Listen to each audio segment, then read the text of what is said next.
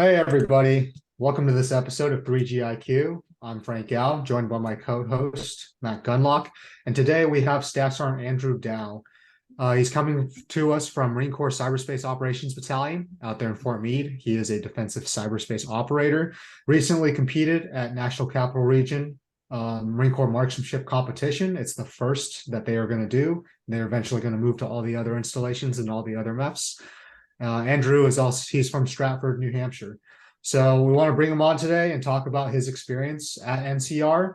They also did their first night match. So we're going to talk about some of those details, talk about how he shot. And in general, we want to focus on the conversation today about how you approach a make mentally in terms of strategy, because that's something you and I talked about when I was there, Andrew.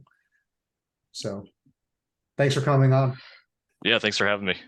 I appreciate it. Yeah, I've been listening and watching your videos on the podcast and all that, so it's been cool. I appreciate it. It's Yeah, of course. it's definitely a passion project that we kind of take seriously to an extent. Yeah. So I guess I'll get this started. So, how did you get when did you start competing? How did you hear about it? And what was your first introduction into it? So the first time I'd actually heard about it was probably around 2015, 2016. My first unit, they were putting together a command team to shoot out at Pendleton, or it might have been 29 Palms that year. I wasn't able to get on the team. I'd get sent to, I think, ITX or something like that. But since then, I kind of had an interest in it and tried over the years to get on it. And every single year we were, just too busy for whatever reason it was. So I wasn't able to go. So last year was my first actual MCMC. I had done a civilian marksmanship program, like intro to EIC match. It was just very very very quick match. It was I think it was like 200 yards only, iron sights, national service rifle match or whatever. So I mean, it's kind of cool just to kind of see what it's all about, but it really just felt like table one on the Marine Corps range. So it wasn't that's all it is. Yeah, exactly. Yeah, I mean, it wasn't bad. It's kind of cool just to get some experience from some of the civilian distinguished marksmen. But yeah, so last year would have been my first MCMC, and that's kind of what got me into competing. So No, so last year was your first year. So can you describe how you heard about the Marine Corps shooting team and the Marine Corps marksmanship competitions? And what really kind of help, I don't want to say trigger, but help guide you toward coming out to the MCMC? yeah, it just kind of goes back to that 2016 and or 2015 timeframe, somewhere around there. And finally being able to get on the actual MCMC and get out there and shoot. Yeah, it was a blast, and that's what kind of lit the fire for me. So I didn't actually compete again until about April. That's when because I was expecting nobody would compete in the wintertime because it's cold and everything. Um, but yeah, so that's when I started competing on my own in my off time. Hell yeah. Separate question. Can you describe like the local circuit of matches that you participate in your area, but also the Virginia area? Yeah, absolutely. It kind of seems like all the different match directors kind of coordinate. So it's almost like every single weekend there was a match. There, I would shoot out at Associated Gun Clubs in Maryland, here in, I think it's in Marriottsville. I shot at Anne Arundel County Fish and Game, shot at Shadowhawk, Thermont, all the way down to Fredericksburg and up to Quantico, or I guess down to Quantico. So it was almost like I think there's a 2 month period where I was shooting at least one match, sometimes even two matches every single week. So it was just like nonstop, which is really good practice, but yeah, it was a lot of fun. Pretty expensive too. I have a question with that. All right. So minus Quantico, because I've shot many Quanticos and I think they're high quality matches, and they've done things from 2-gun, 3-gun, USPSA, PRS, 22 PRS. They have the whole gambit there at Quantico. Now up there in Maryland, and I've shot at a couple of different places, but which places did you find most interesting and most well organized, and the best matches to go to there in Maryland? Oh, it's definitely a toss up between Shadowhawk and well, that's West Virginia. Shadowhawk and the Thermont. Those are probably the two most quality matches. I've shot at AGC a bunch, and up until this past weekend they've been pretty good, but their bays are a little bit smaller, so they're kind of limited. And Thermont just has, they have all that land out there. So those are probably the two best that I would recommend other people to go to. They're really challenging, so it's definitely a lot more challenging than like a typical level 1 match, but still pretty doable. Okay. Yeah. We're specifically talking about Thermont USPSA, not their Yeah. gun offering, which Matt and Thank I you. shot this last week. Thank you. I'm not trying to talk shit on any match, but whenever you're dictating moving from one box to the next, you're not have any kind of match flow. Like I like to use like what Jason Byerly says. And like whenever he puts the stage together, it's kind of like a dance. There's got to be some kind of flow to it. There's got to be some kind of reason behind doing what you're doing. And I'm sorry to say, but Thermont did not hit the mark. And, anytime I've been there, it just doesn't seem to get better. We're specifically, so we shot 2-gun on Saturday, Andrew. Yes. Yes. So what appeals to me about practical shooting is that well-designed stages are like puzzles that you have to solve with shooting and while being Yeah. bad stage design constrains your options and forces you to shoot in a very in a very regimented way. Everyone's doing the same stage plan. That's not necessarily good. I know we've been talking about this topic, but what's the furthest you drive for a local match, Andrew? I think the furthest I've driven is 2 hours. So Shadowhawk is the furthest one from my place, but still not bad. It's about an hour and 45 to 2 hours with traffic, so it's not terrible. It's really pretty, Shadowhawk. Yeah, it is. It is. So I would challenge you to check out some of the matches up in PA because you're not that far. You know, 2 hours away, I'm sure you could get up to York in about that amount of time. Yeah, I have looked into them. I think one of their matches conflicts with a different one that I can't remember off the top of my head, but just the date, I think they're like the second or third Sunday of the month. So here's 3 different clubs that you could check into. And they do 3-gun. I'm not so sure about 2-gun, but Topton, York, and Ontalani. Like I've shot all their 3 guns there, and all of them are pretty good quality matches and really good people up there. Like, and I say this about a lot of the shooting sports crowds. Like I have a Minnesota crew, I have a Pennsylvania crew, and I have a North Carolina crew, and all 3 crews are great. And Pennsylvania just has an amazing crew. You have Jeremy Gresham who works at IWI. You got George Dorbert, one of the nicest guys you'll ever meet. Ian Norris, somebody who I served with in the Marines, just overall really good guy and a really top level competitor that's gonna, help push you and help you. Pennsylvania has a good group of people. Andy Snyder's another one of them. I mean, I could just go list name after name, but check some of those matches out up there. I'm not trying to discredit anything from Maryland, but I'm going to be honest. Maryland doesn't impress me as far as good matches in the multi-gun facet. Yeah, and actually, you guys kind of brought up a good point with the Shadowhawk match that I shot 2 weeks ago. It was a 2-gun match, and I shot it with Captain Levy actually, and we were realizing that every single stage was basically start with pistol, run the stage, and then go back to the start and do the exact same stage with a rifle, just obviously different targets. So I mean, It's cool. It was my first 2-gun match, so it was good exposure to that. But I guess from the lens of a more experienced shooter, that's kind of like, all right, well, there's not a lot of creativity in that, but there's it's still a fun. Reason I don't go back to Shadowhawk for 2-gun or 3-gun. Noted. The point to take away from all this is if you're a Marine stationed in Fort Meade or Quantico, there are places for you to shoot every single weekend. And the longest drive that you'd have to make, not necessarily anyone's forcing you to make that long of a drive, is about 2 hours. Yeah. But you could theoretically shoot every single weekend if you wanted to. Is that correct, Andrew? Oh yeah, absolutely, for sure. You just gotta be driving, Lejeune's got a similar situation, but you got to drive a little further to get to good matches. Like your longest drive is about 3 hours. But anyway, NCR, you just shot it. Can you describe your preparations? How did you feel going into the event, and what was your strategy? Yeah, sure. Preparations, I didn't really do anything specific to the make. I kind of treated it like a normal dry fire throughout the week kind of deal. Just working on the things that I know need to work on, like transitions, entries, exits, reloads, and drawing on the move. I noticed after a while dry firing that I would just kind of draw static and not moving anywhere, and then you get to the range and it's like the first thing you got to do is get into a shooting area or what have you. So I tried to practice that a little bit.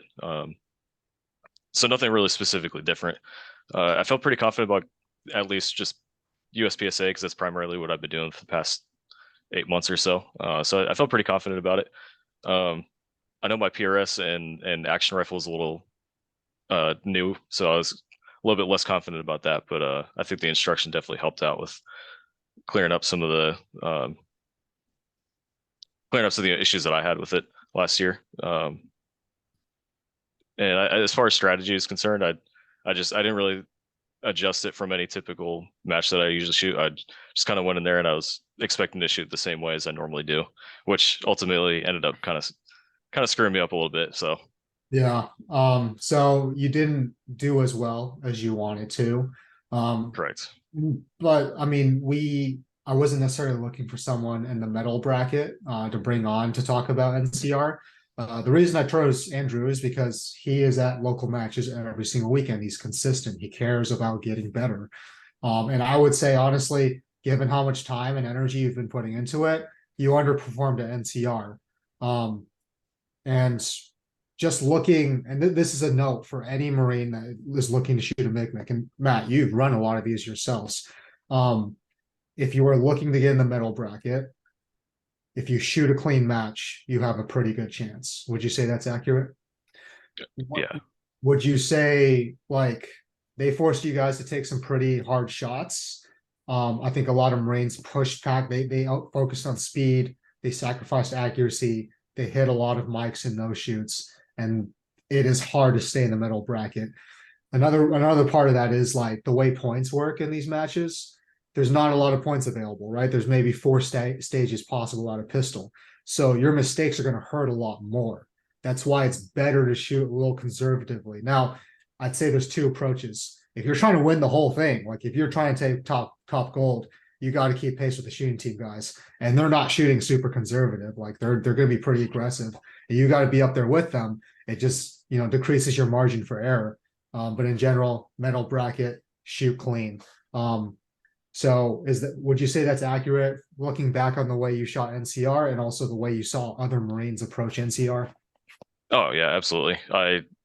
First stage off the bat was stage 3. So it was the first bay is upside down Dorito. First stage of the day, and I got a mic no shoot. So that definitely hurt a lot. And then kind of got in my head a little bit about it. So I was like, okay, I got to try to make up for that in the next one. And I probably just hit the gas a little too hard and I think I got another mic or something. I don't remember exactly what it was, but yeah, definitely if I had shot a little bit more conservatively, I think I would have been closer. I mean, I was still really close. I think out of what was like 77 non-distinguished Marines, I was like 12th or something. So I was very close. I did a lot better than I did last year, but those few little mistakes definitely hurt a lot. So I tell you what, man, whenever I did my very first MCMC back in 2000, what was it? 2019. I think that was my first MCMC that I ever did.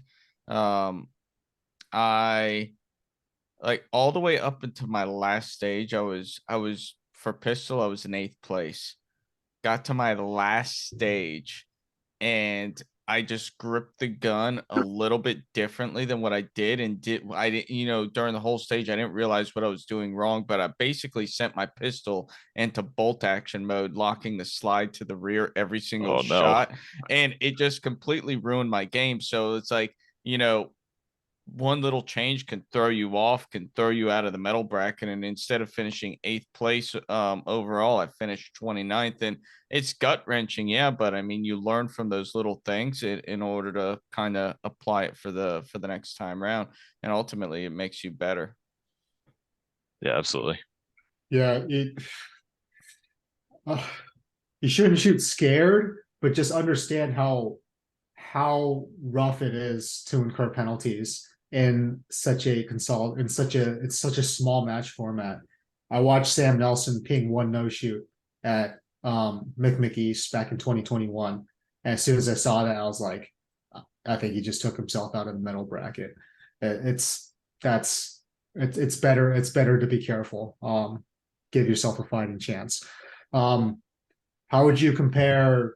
Have you noticed a lot of improvements from your Mick last year and the Mick this year? Oh yeah, absolutely. Last year, I had no idea what action shooting was like and never done it before. So I just tried to learn as much as I could. And I was like, I think bottom 50%. So going from that to 12th of 77 overall of non-distinguished shooters, I think that's huge. huge improvement. That's awesome, man. Huge improvement. And also within context that, Matt, do you agree that NCR and Mick East are probably the two most competitive Micks? Oh, absolutely. I mean, and we'll kind of talk about this for a second here. Before, the shooting team was only allowed to compete at one Mick, and that was typically, well, in the old days it was East, and then recently after NCR kind of took over for East for a short period there, NCR was the toughest match because only shooting team guys were there. So, your chance of getting a medal were slim to none. Now that we've kind of spread it out, it's the ability to medals a bit easier.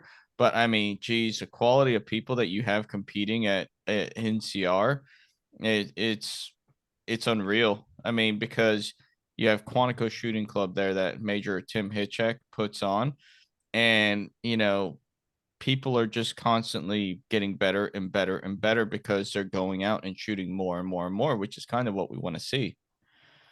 Yeah, absolutely. And a lot of dudes that were in the medal bracket this year, like consistently shoot with the team, like in their off time too. So like, yeah, having that exposure to those guys and the coaching at different matches definitely helps them out.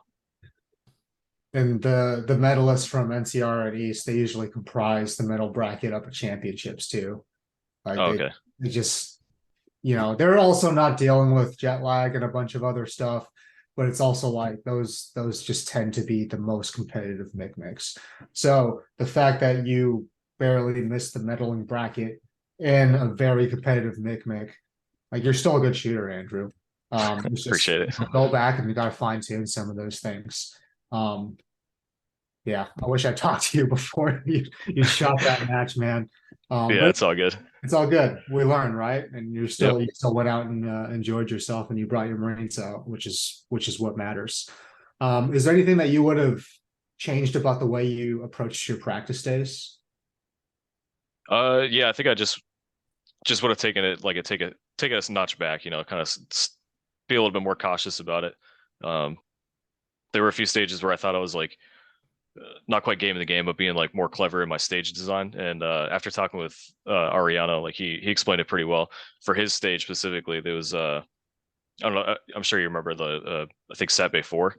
Yeah. It's like a sweep. Yeah. So where the target array of 3 was, I actually took that far target on the right, and I thought that would like save me time, but he explained it, and he was like, well, you basically created an additional shooting position there, because I watched my video and I actually stopped, engaged that far target, and then ran through the 3 relatively quickly, but it was just enough to add a little bit more time than some of the other guys that went to that last shooting position and engaged that target there. So just would have taken a little bit more cautiously, and then same thing with the pistol stuff too. Nice. Yeah, I'm also used to shooting like a super heavy X5 Legion, and then 147 grain ammo. So going down to M18 with 124 grain, it was definitely a an big eye change opener. up. Oh yeah, yeah. So, what would you say that you took away, and that you're going to be applying to your dry fire and live fire practices moving forward?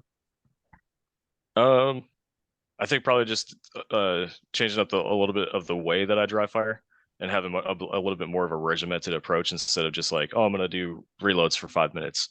Like I think I'm gonna take like no shit notes and like say like for 10 minutes I'll do this, 10 minutes I'll do that, and then specifically honing in on those skills, kind of breaking them down.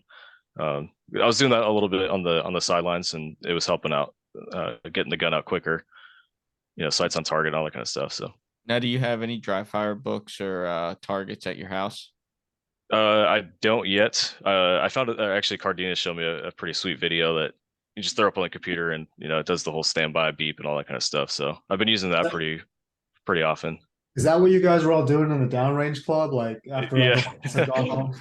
There's like 5 of us in there dry firing the TV. Yeah. Yeah. That's cool. Oh, Yeah. that's a different approach. All right. Oh, That's I guess awesome. what I'm getting at, like, So very cool. Ben Steger has like some really good books out, Dry Fire Reloaded. Any one of his books are just absolutely amazing, and you're going to learn something every time you pick it up. And it can help you get more of a tailored approach to your dry fire training if that's something that you look to do, setting up dry fire targets in different arrays and doing different drills just to aid in your process. Yeah, for sure. And yeah, there's definitely things I know to get to work on, like transitions. That was something I noticed in watching the videos, like and after Cardenas' stage or practice day stages where he had us actually working on transitions. Definitely noticed there was some work to be done in that area. So it'd be cool to see what Ben Steger has to offer for that. Yeah, those are good books, and they're also books that you'll, if you stick with practical shooting, you'll continually go back to them. Even as you like after so many years, you got to go back and some things that you might have forgotten or you need a refresher on. How would you say the make is different from like your average local match? So the conduct of the matches are pretty similar, just because I mean they derive the rules from the shooting sports. So outside of that, I think what makes it a little bit different is the degree of skill with the shooters that are all out there. Because I mean, there was one dude out there that had never shot a pistol before, let alone competed. And by the end of the 2 weeks, like he looked like he was a lot more comfortable shooting the handgun than from day one.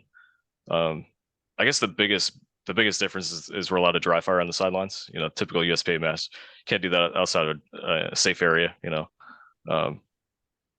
Yeah, those are probably the two biggest difference. Just the level of skill, because I mean there were some dudes out there that were like super experienced, and then there's that one Marine that I talked to that had never shot a pistol before. So at a USPSA match, typically a lot of people there have a decent amount of experience. So Yeah, would you say that the MCMC is a good venue for a person that hasn't shot a pistol before? oh, absolutely. Yeah, okay. Yeah, for sure. Especially the way that they did the pistol training this year. They took it back to the basics, which was awesome, because there were some of the dudes out there that, like I said, had never shot before. And then the dudes that had, me included, I was like, wow, my basic fundamentals are pretty trash now that I shoot, action stuff. So it was just kind of funny because I didn't think that those skills would atrophy as much as they did.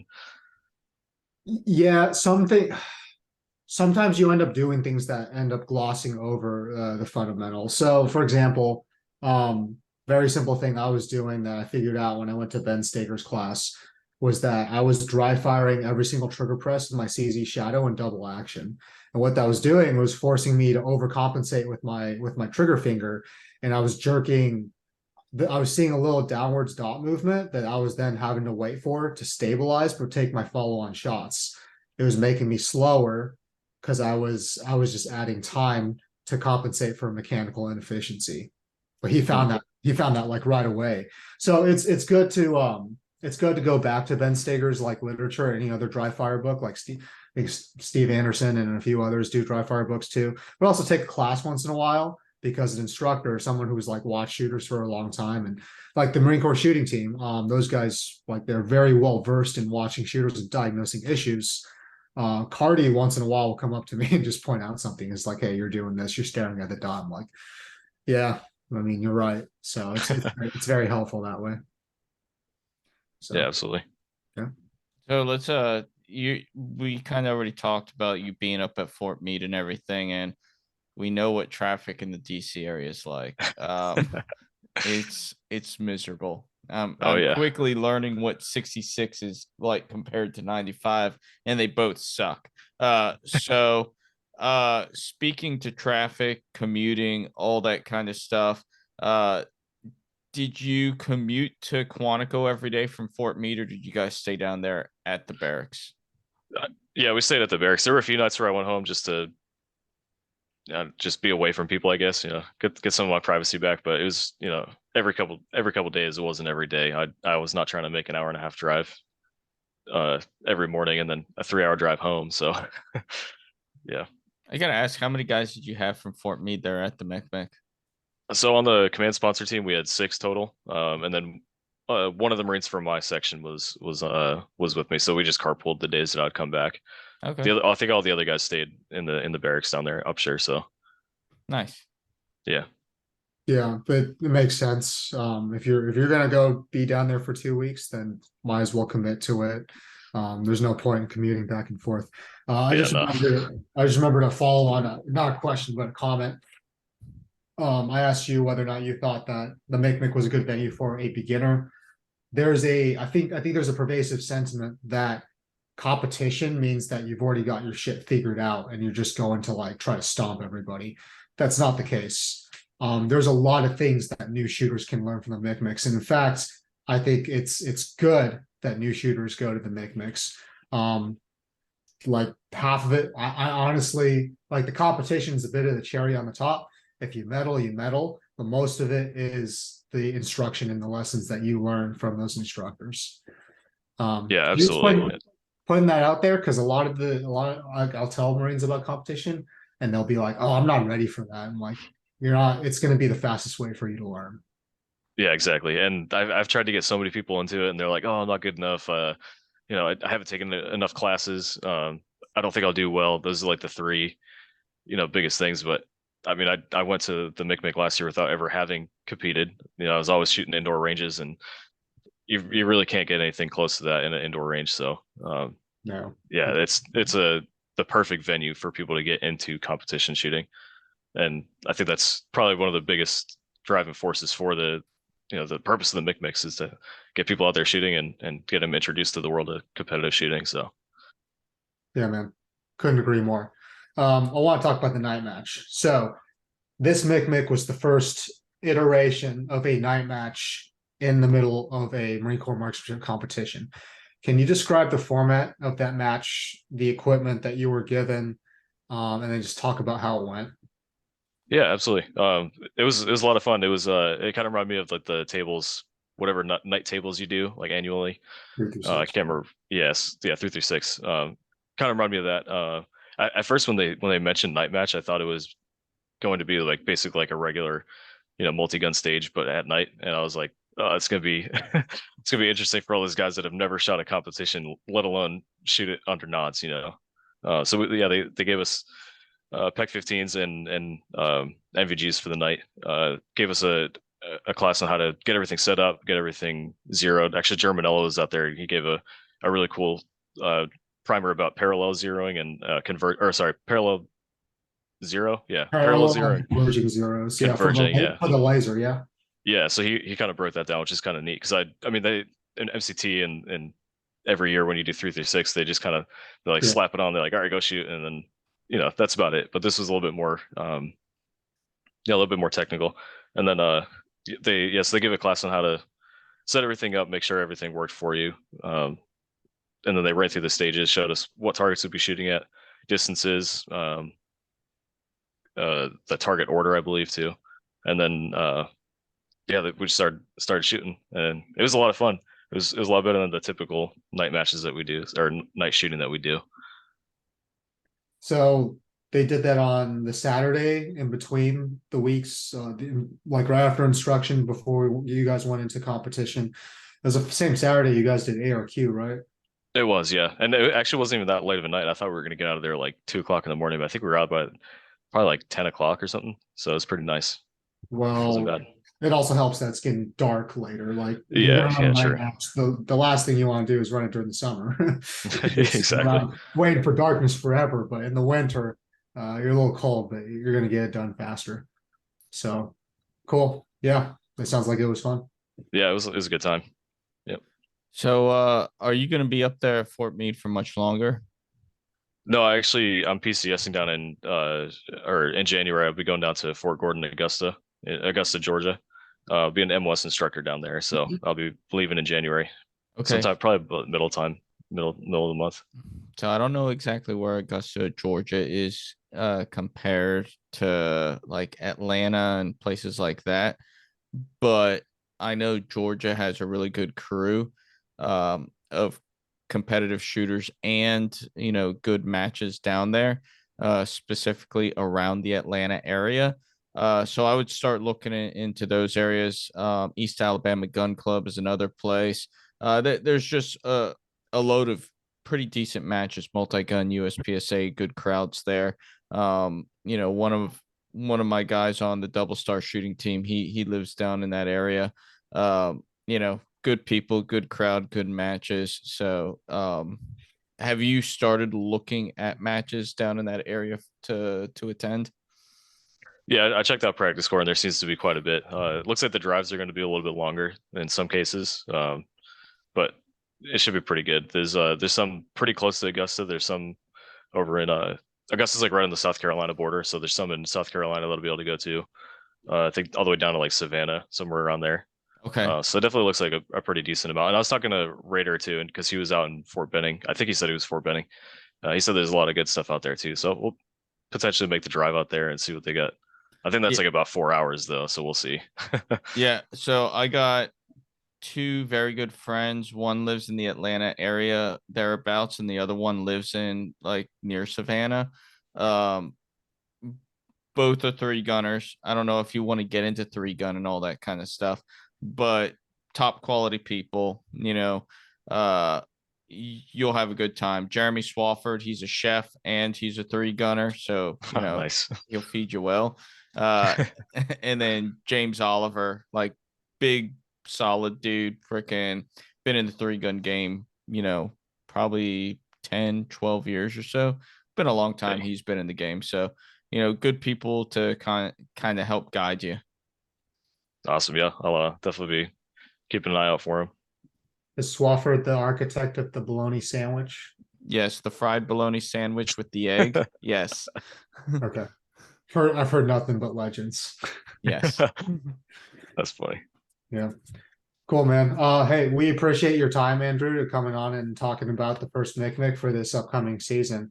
But I'll turn it over to you, man. Anything you want to say to the audience in terms of practical shooting, Marine Corps marksmanship competitions?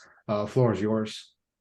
Yeah, just get out there and do it. The best way to get into it is to just jump in. I never shot a match before, and last year was the first one. And then from April to June, I was shooting like 2 matches a week. So yeah, it's a awesome time. It gets a little expensive. That's why I jumped into USPSA first, because barrier entry is a little bit less costly than some of the other guys or disciplines. So it's definitely a lot of fun though. Gives you a good excuse to get outside. Yeah, absolutely. I know you don't have much longer in the area, but like, let's keep shooting matches together. I've enjoyed having you on my squad. Yeah, absolutely. Dude, you've come a long way. Yeah, we'll definitely keep in touch with you after you leave for Georgia, because my in-laws live down in Florida, and I might head down that way a few times for some major matches. Yeah, I think you mentioned the Florida State one in January, so I'll be Yeah. mid PCS during that, but I might be able to make something happen. So we'll see. Okay. Yeah, for sure.